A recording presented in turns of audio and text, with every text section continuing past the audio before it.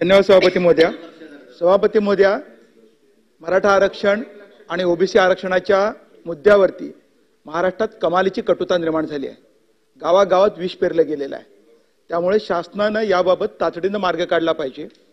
आपण म्हणाला होतात की सर्वपक्षीय बैठक घेऊन सगळे सोयरेपासून ते ओबीसीच्या प्रश्नावरती शासन खुलासा करेल आणि मार्ग काढेल.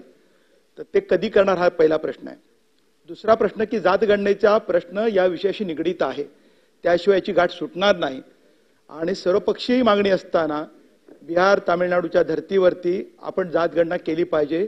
ती करणार कधी, कशी करणार, हा दुसरा प्रश्न.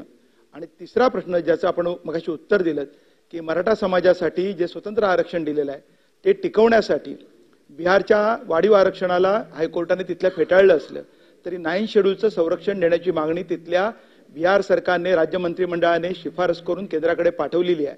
महाराष्ट्र सरकारने मराठा आरक्षण जे स्वतंत्र 10% दिलंय त्याला 9व्या शेड्यूलचं संरक्षण मिळावं यासाठी राज्य मंत्रिमंडळाने ठराव केला आहे आणि केंद्राकडे तो पाठवला आहे का याचा खुलासा पण कराल का?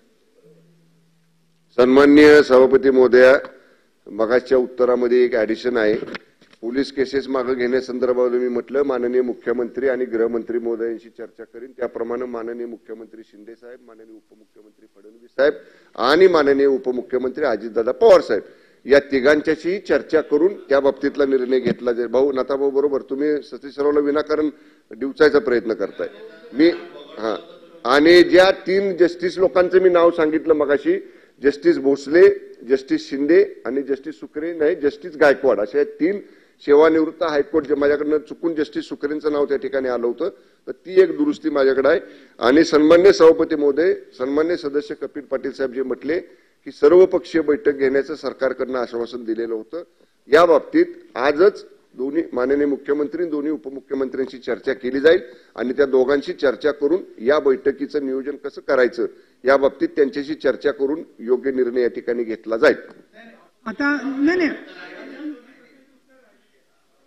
उत्तर दिलंय.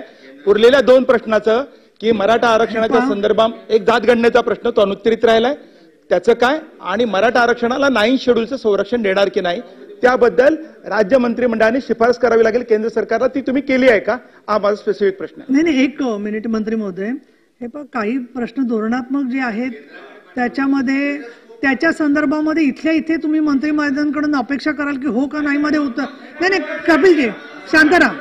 नाही